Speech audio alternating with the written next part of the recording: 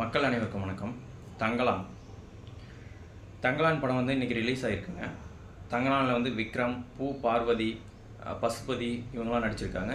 முக்கியமாக ஜிவி பிரகாஷ்குமார் வந்து இசையமைச்சிருக்காங்க. இந்த படத்தை வந்து பா ரஞ்சித் அவர்கள் வந்து இயக்கியிருக்காங்க. அதாவது பா ரஞ்சித் வந்து இதுக்கு முன்னாடி இயக்கிய படங்கள் வந்து சரியான ஹிட்டு தான், இல்லைன்னுலாம் சொல்லலை. ஆனால் அவருடைய அரசியல் சார்ந்து அந்த படங்கள்லாம் எடுத்திருப்பார். இப்போ நம்ம ரஞ்சித் வந்து எந்த மாதிரி படம் எடுத்தார் அப்படின்லாம் நம்ம பேச வரலைங்க. இந்த படத்தோட மெயின் தங்கலான் இதுக்காக வந்து, அதாவது இந்த படத்துக்காக விக்ரம் சார் மற்றும் மற்ற நடிகர்லாம் எந்த அளவுக்கு இந்த படத்தில் வந்து கஷ்டப்பட்டு உழைச்சிருக்காங்க அப்படிங்கிறத இந்த வீடியோவில் ஃபுல்லாகவே பார்க்க போகிறோம். ஃபஸ்ட்டு விக்ரம் சார் சொல்லணும் அப்படின்னா, விக்ரம் சார் வந்து இது அந்த தங்கலான் ஆடியோ லான்ச்சில் வந்து பேசியிருப்பார். அதாவது அவருக்கு ஒரு ஆக்சிடெண்ட் ஆச்சு, 3 வருஷம் அவரால் எந்திரிக்க முடியல, டாக்டர் வந்து காலை எடுத்துடணும், சத்தியமாக இனிமேல் நடக்க முடியாது அப்படின்லாம் சொன்னார்.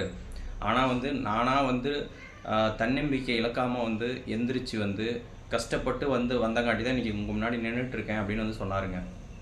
கால் உடஞ்சி காலை வெட்டணும்னு சொன்னாங்க. அதுக்கப்புறம் ஹாஸ்பிட்டல் போயிட்டு 3 வருஷம் ஹாஸ்பிட்டல் பெட்லேயே கடந்த 3 வருஷம் 23 சர்ஜரி.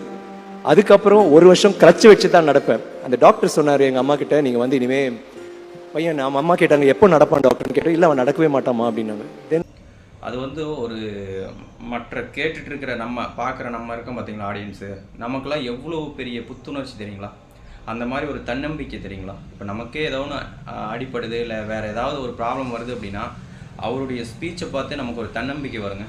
அந்தளவுக்கு ஒரு உண்மையை வந்து அவர் சொல்லியிருப்பார். அவர் சொன்ன மாதிரி டாக்டர் எழுந்து நடக்க முடியாது அப்படின்னு சொன்னாங்க பார்த்தீங்களா, அதை நம்மகிட்ட சொல்லியிருந்தால் சத்தியமாக நம்ம மனசு உடஞ்சிருப்போம். விக்ரம் சார் வந்து அதெல்லாம் வந்து பொருட்படுத்தாமல் என்னால் முடியும், நான் கண்டிப்பாக சினிமாவில் சாதிப்பேன், அந்த பேட்டியிலேயே அவர் தான் அதை தான் சொன்னார். சினிமா தான் எனக்கு வெறி அப்படின்னு வந்து சொல்லியிருந்தார். அவர் அந்த வெறினால தான் அவர் வந்து இன்றைக்கி தங்கலான் படத்தில் வந்து ப்ரூவ் பண்ணி காட்டியிருக்கிறாருங்க. அவருக்கு படங்கள் வந்து நிறைய சொல்லலாம், நிறைய படங்கள், ஐ படத்துலேருந்து அந்நியன் படத்துலேருந்து ஏகப்பட்ட படம் விக்ரம் சாருக்கு சொல்லவே வேண்டியதில்லை, அத்தனை படங்கள். ஆனால் அந்த தங்கலான் வந்து அவருடைய கேரியர்லேயே மிகப்பெரிய படங்க. உலக நாயகன் கமலஹாசன் வந்து சொல்கிறாங்க பார்த்தீங்களா. ஆனால் வந்து விக்ரம் சார் ஆரம்பத்துலேருந்து கரெக்டாக யூஸ் பண்ணியிருந்தாங்க டைரக்டர் எல்லாமே. கரெக்டாக விக்ரம் சாரை கண்டுபிடிச்சி அவரை வந்து ஆரம்பத்துலேருந்தே இவரை வந்து கொண்டு வந்திருந்தாங்க அப்படின்னா உலக நாயகனுக்கு மேலே தாண்டி இன்றைக்கி விக்ரம் சார் நின்று இருந்திருப்பாருங்க. இது வந்து மறுக்க முடியாத உண்மைங்க. இந்த அளவுக்கு ஒரு டேலண்ட் பர்சனுங்க விக்ரம் சார். அவரெல்லாம் ஆரம்ப காட்டத்தில் வந்து அவரை கண்டுபிடிச்சி சரியாக இயக்கிறதுக்கு டைரக்டர் கிடையாதுங்க. அதனால தான் இப்போ வந்து ப்ரூவ் பண்ணிகிட்ருக்கிறாரு. சரிங்களா. அவருடைய படங்கள்லாம் வந்து நம்ம சொல்ல வேண்டியதே இல்லை, அந்தளவுக்கு மிக பிரம்மாண்டமாக இருக்குது. நான் இந்த தங்கலான் படத்தோட கதையை வந்து நான் ரிவ்யூ பண்ண விரும்பலைங்க. ஏன்னா நீங்கள் எல்லாமே தியேட்டரில் போய் பார்க்கணும்.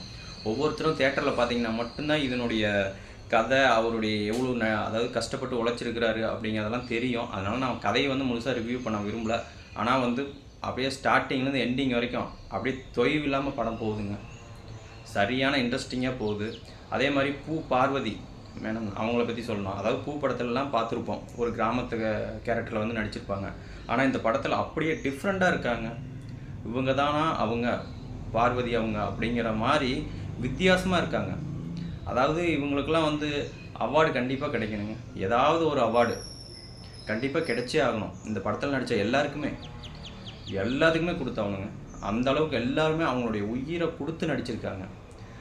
ஒரு ஹீரோயினி வந்து இந்த அளவுக்கு தான், அதாவது வந்து இப்போலாம் வந்து கோடி கோடியாக பணம் வாங்கிட்டு அவங்களாம் 1008 கண்டிஷன் போடுறாங்க. ஆனால் இவங்க வந்து அதெல்லாம் எதையுமே பொருட்படுத்தலைங்க. அருமையாக அந்த கேரக்டருக்கு என்னவோ அது முழுசாக உணர்ந்து நடிச்சிருக்காங்க. இவங்களுக்காக தான் சொல்கிறலைங்க, ஏதாவது ஒரு அவார்டு இந்த படத்தில் நடித்த எல்லாத்துக்குமே கொடுத்தாகணும். ஏன்னா நம்ம வந்து இந்த படத்தை பார்த்து ரிவ்யூ பண்ணுற அளவுக்கு நம்ம வந்து இன்னும் வளரலைங்க. ஏன்னா நம்மளாம் கற்றுக்கிட்டது கொஞ்சம் தான் உண்மையாக சொல்லப்போனால். அதே மாதிரி பசுபதி சார் ஆகட்டும், எல்லாருமே செம்மையாக நடிச்சிருக்காங்க. அதே மாதிரி ஜிவி பிரகாஷ் அவங்க இசையில் செம்மையாக பாட்டெல்லாம் ஹிட் ஆகிருக்குங்க. செம்ம பாட்டு. சரிங்களா. அதனால் மறக்காமல் தங்கலான் படத்தை வந்து தியேட்டரில் போய் பாருங்கள். யாரும் வந்து திருட்டுத்தனமாக வந்து மொபைலில் பார்க்குறத இந்த மாதிரிலாம் வச்சுக்காதீங்க. ஏன்னா உண்மையாலுமே அந்த ஒரு நல்ல படம் அப்படின்னா கண்டிப்பாக தியேட்டரில் தான் போய் பார்க்கணும். தயவு செஞ்சு தங்கலான் படத்தை எல்லாருமே தியேட்டரில் போய் பாருங்கள். டைரக்டர் வந்து பா ரஞ்சித் அவர்கள் அவருடைய படங்கள் வந்து நிறையா வந்து எடுத்திருக்கிறாரு. அவருடைய அரசியல்லாம் வந்து நிறைய பேசியிருக்கிறாரு. அது வந்து நம்ம அதை ரிவ்யூ பண்ண வேண்டாம். அதனால் தயவு செஞ்சு தங்கலான் படத்தை எல்லாருமே தியேட்டரில் போய் பாருங்கள். நன்றி, வணக்கம்.